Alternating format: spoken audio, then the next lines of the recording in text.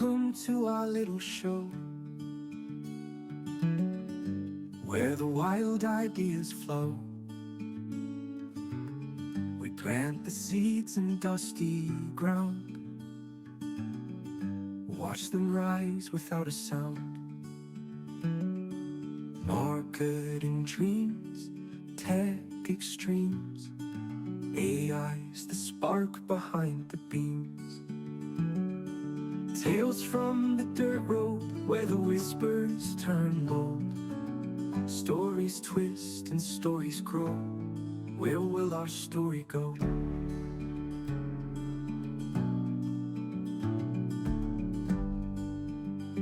Okay, Liz, we are all fired up for the next edition of Tales from the Dirt Road. Are you excited?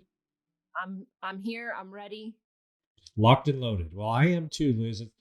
You know, we did the analytic piece podcast last week, and the week before, of course, we just went deep into the Swiftie kingdom, all the eras. I have purchased none of the albums at this point, but I hope to do so soon. However, I got a little sidetracked because when I heard about this week's podcast topic, I was like, oh my gosh, now I'm living for it, because you mentioned we're going to talk about KPIs. And I will tell you, I am a huge fan of Key and Peele's comedy. I love Key and Peele. Like, all of their stuff on YouTube is hilarious. So that's what we're talking about, right? KPIs today. That's it. I too am a fan of Key and Peele. Yes. Love when those videos come up on my feed. Yes. But no, we are digging into key performance indicators. Oh my goodness. Okay. Well, I mean, I guess we can't eat continental breakfasts or do many of the allusions to Key and Peele today. I'll have to reset a bit. But first class, economy first class. That's how I feel in this little chair studio. Yeah, that's a good one. So, okay, well, then we are going to talk about key performance indicators, KPIs, which is a little bit more serious, but maybe we can lighten it up a bit. So you want to fire out a little bit about maybe some examples of KPIs in the workplace or in business, and then we can chat wildly about different examples. Absolutely. Marketing dashboards, they can be overwhelming and even misleading at times. You could be looking at thousands of impressions. You may be seeing a boost in your website traffic, but is that actually paying off? You really have to get clear on what it is you're tracking, figuring out what those maybe 3 to 5 metrics are, and get them, get some clarity around how you're tracking them, and then start tracking those trends over time. This isn't something that's going to come together magically overnight. No, and I think you did a great job of kind of laying our foundation, our roadmap today, because you're right. So there are a couple of things there that you pulled out. I'm just going to pull out from what you said. One is that they're 3 to 5. In other words, they're finite measurements, markers, different than the analytics in some respect, but also we're just looking at, what this looks like and what the goals are for a company or a business or a campaign or whatever that looks like. And then 2, you mentioned basically be objective on how you gather that information, right? And so, we've had a previous discussion about the fact that KPIs are one of those things that if you don't drill down on the objectivity of the measurement itself, then you can find yourself really kind of like smiling and flubbing through it a little bit. And that doesn't help a business grow or a campaign succeed, that type of thing. So. No. And it does take time. I mean, Tony, collectively, we have probably run thousands of campaigns. And, I think we both have good systems, good processes in place, but inevitably we're working with clients that don't have their shit together, right? They might be a little chaotic. Their tracking might be off. You've got to get in there and in the excitement of getting a campaign launched, you got to keep a close eye on things. And in even in the, certainly first couple weeks, but even the first couple months, you got to be watching things and being in, good communication with the internal team and on the client side, and just always following up, like, hey, this is what we're seeing. Is this what you want to track? This is how we're measuring it. Ask those follow-up questions, get the feedback from them. Because there's always going to be, some data points that Of come directly. course. Yeah. Yeah. Yeah. And if you have access directly to their CRM, great. Hopefully they are keeping it updated on their end. Right. So you can see, like, if you can pull the amount of closed business in terms of, the number of closed accounts, or, the sales figure, great. But again, in my experience, some of that has to come directly from the client, and whatever dashboard, spreadsheet, tool that you're using, keeping it updated and keeping a close eye on it in those first weeks and months is really key. And you may even find, like, I prefer to report monthly, but there are those times and those clients that, need a better pulse on what's going on with their marketing and lead generation. So you may find that weekly is important. Yeah, I agree. I mean, that's probably a misstep on my part, but that's part of the development of the KPI process is, okay, so what are the objectives itself? Is it going to be campaign based? How many people you're going to reach? What's the increase in traffic through the funnel? I don't know what else. How many new clients versus current clients? I mean, whatever that, like, drive to website versus social. I don't know. Just making stuff up. But also, to your point, there's the other aspect of that is how, what frequency, like a better term, are we going to take snapshots and then determine information? And that could be, as you mentioned, either weekly, hopefully not daily, although I've had some clients that want to get in there every day and take a look at some stuff. It's awful because there are no trends. Like, a daily trend is like looking at the stock market and trying to day trade every day, right? It's awful. But you go weekly, monthly, like you mentioned, and then you're just looking for hopefully that upward trend. But you also have to be very honest with yourself, either as a marketing director / agency or the business owner yourself. If things aren't going well, you need to figure it out. That's the other thing that's interesting to me is sometimes people set the KPIs. There's an obvious trend that they're not going to meet that KPI, but they don't have a fallback. They don't have a plan. They just basically let it ride for 6 more months and say, well, we didn't meet it. What do we have to do next year? I mean, there's got to be something you can do to right the ship at some point. Yeah. So couple points, excuse me, couple points that you made that I want to jump back to. I would think maybe e-commerce would be, e-commerce during the holiday season. That may be a time where you want to be looking at things daily, potentially, if you have time, right? Right. But, a lot of my clients, they have a bigger ticket item, and the sales cycle might be a little longer. So looking at something daily probably isn't necessary. But again, it's going to vary from business to business. And then you're right. Like, it's super easy it's easy to make numbers, surprisingly, it's easy to make numbers fuzzy.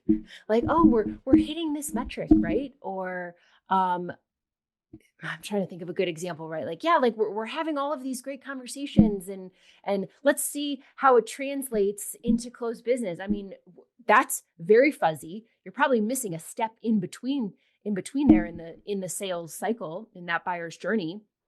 So you really got to get clear about every metric, every step. What is the conversion rate? Getting those benchmarks down early, so that way, as things are going along, you can say, oh, you know what, we're hitting those targets, or whoa, hang on, we're not. And which step in the process, where is it breaking, right? Because if you're tracking the right numbers and the right conversion rates, after a certain period of time, you should be able to look at the data and see, like, Mm-hmm. oh, maybe it's at the very top. Maybe it's, the PPC ad suddenly isn't reaching as many people, or it's not getting the number of clicks, right? Okay, we know how to attack that problem. Or maybe it's further down. Maybe the sales team is seeing their close rate drop. Great. What's shifted? Has something in, consumer sentiment shifted? Something different has changed, and it's a little lower down in the sales process. And so you go attack that piece, and start to address and fix it there. Yeah. Perfect. I mean, there's nothing else I can add to that. I mean, I think that's a really wise look at the KPI process in general. I also, while you were speaking about that, something that always, and we have not spoken about this previously, but something that I always find myself balancing or kind of finding myself in a conundrum is, when does it stop being marketing or marketing consulting, whatever you want to talk about, and when does it become business operations? In other words, if anyone that's listening is a marketing professional or has an agency or whatever, one of the biggest killers is scope creep in itself. In other words, yeah, you've brought me in for a campaign or you're blah, blah, blah. And then you find yourself usually dealing with C-suite or, the marketing director, vice president of marketing or PR, whatever. And at that point, you're saying, okay, well, operationally, you guys need to create these 5 KPIs. Like you were just mentioning sales. Sales is great, but theoretically, sales is a function of multiple pieces or multiple buckets, if you will, in a flowchart, right? And so as a strategic communicator or whatever, your job, and I'm going to say this is my perspective, I don't know what you said, I'm going way out on a limb here. From my perspective, it's, look, I'm going to come in.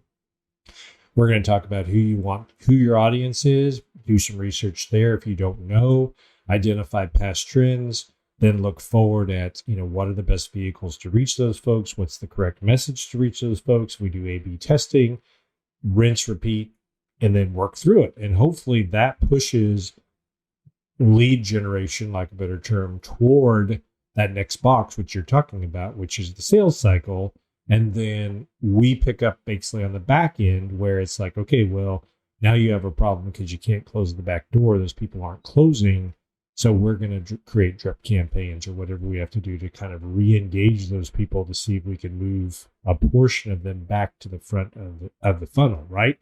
But for this is a lot. But for a KPI situation, that does not necessarily have to do with the overall growth of a company. Like by quarter 3, we want to see 20% growth in staff or services offered or whatever, right? That's an operational side to me. And so that's a very interesting, when you were discussing that, I was like, yeah, but we're getting pretty deep into some other buckets there that I'm not sure, sometimes I don't like to touch. And I'm going to say this and I'll shut up, but to me, this is one of my I have several pet peeves. I'm pretty controlling, 1, but 2, I'm just going to say them out loud because I have to, because now I've got my OCD running.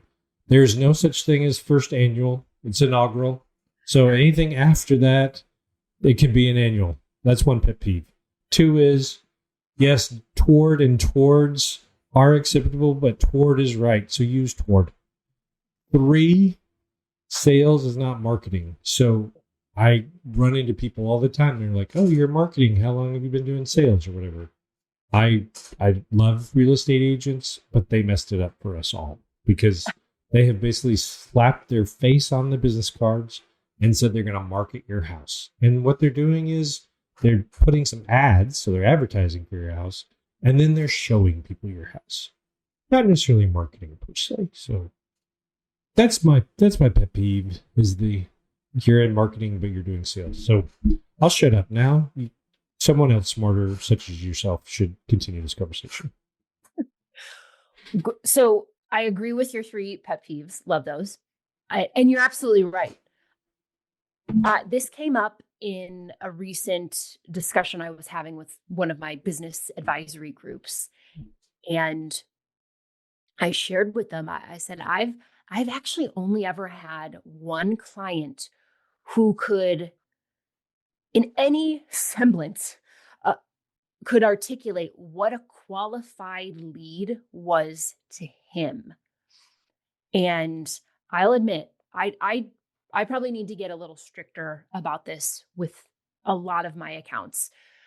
We need to define, what do you consider a qualified lead?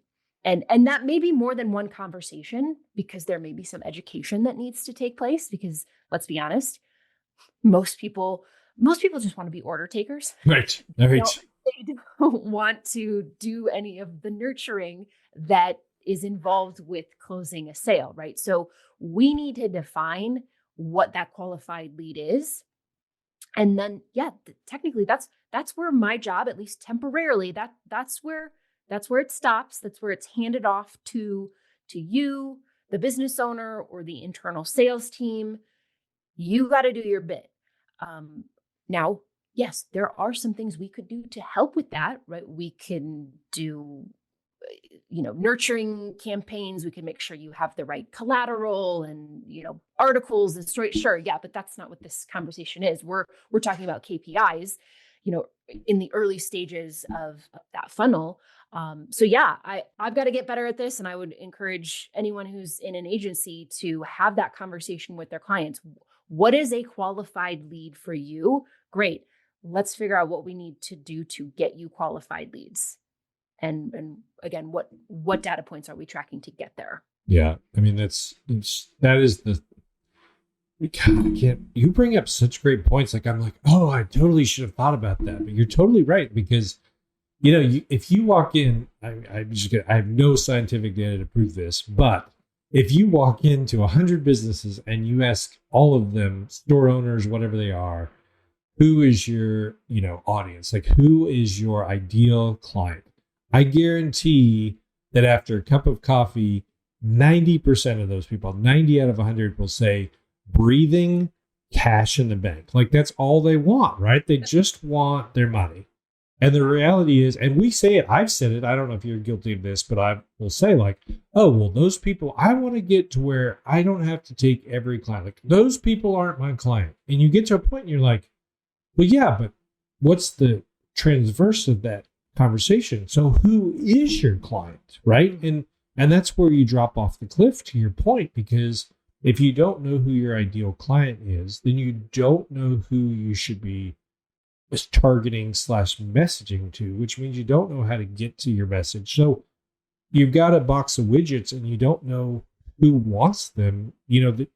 There's so much, which goes back, this is beyond a KPI, we way beyond a KPI, but that's why you don't leave marketing research, messaging to the end. And that drives me crazy, but I'm going to try to bring this back to KPIs.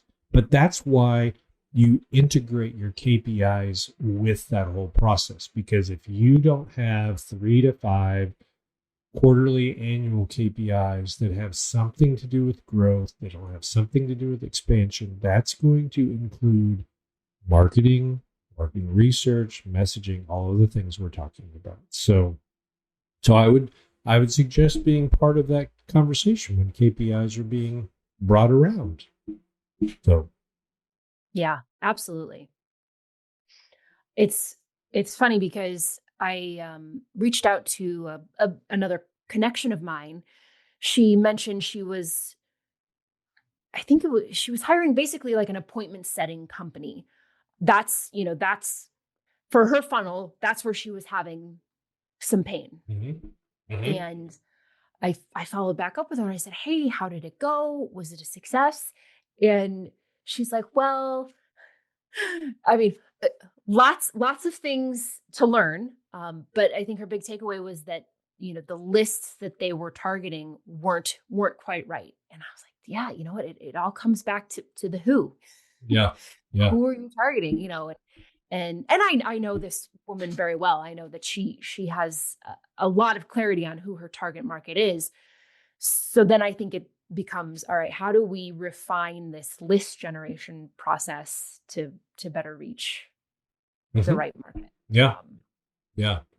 that could be, for she's in the B2B space, right? Like I feel like we have been talking a lot about metrics that would be very B2C, right? Running Absolutely. pay-per-click ads, social ads, right? But that could be a good example of, you know, that's probably not a priority metric, but something that she would want to keep an eye on.